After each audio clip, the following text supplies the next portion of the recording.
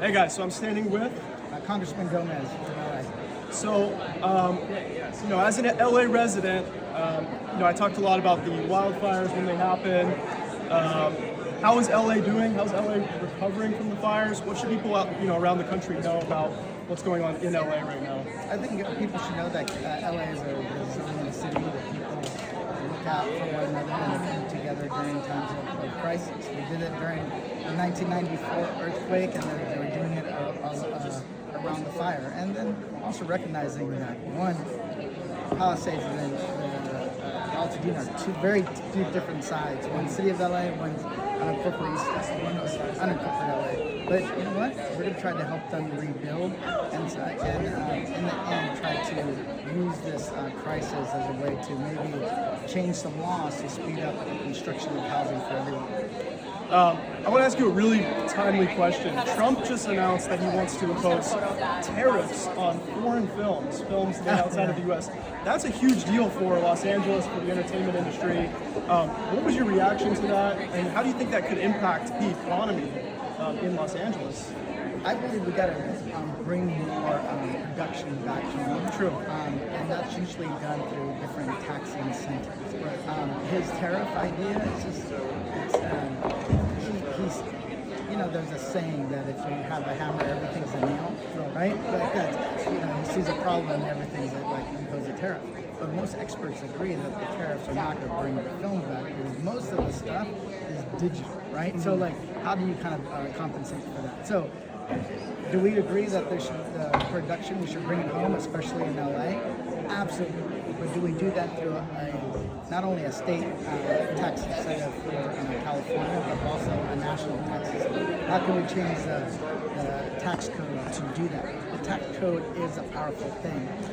Unfortunately, the tariffs on foreign films, it's really, we don't have it. And one of those things is that because we have a trade deficit, right? We actually have a trade surplus of the films. Most of the films that are made here are sold overseas. Right. What are you?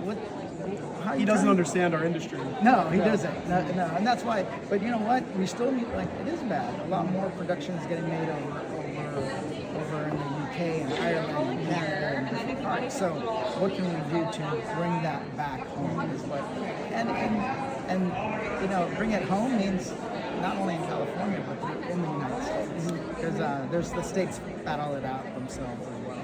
So climate change is a huge part of California life, and it's become such a politicized issue, especially the right-wing Trump regime. They seem to think it's a hoax. How can we help convince voters that the environment is an America first, a California first issue that affects our neighbors, it affects the fires?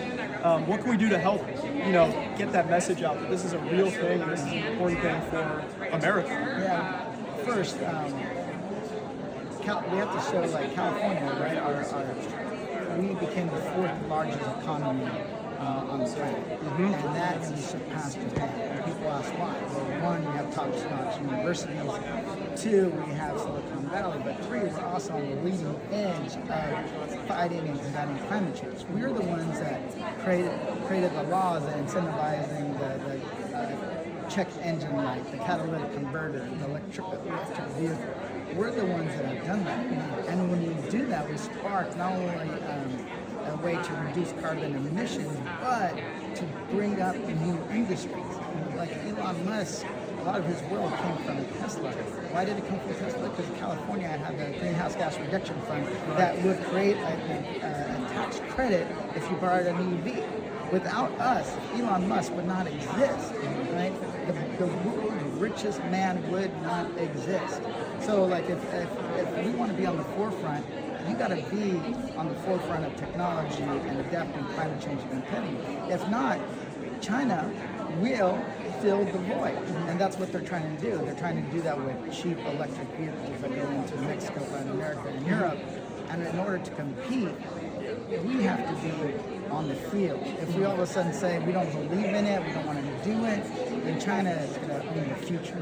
So if people, and that's what makes it an America First policy, is that we understand that the future of energy. It's not from underground, it's from the wind and the sun, and the electric vehicle is also part of that. It's not about firing jobs, it's about creating new work too. Yeah, exactly.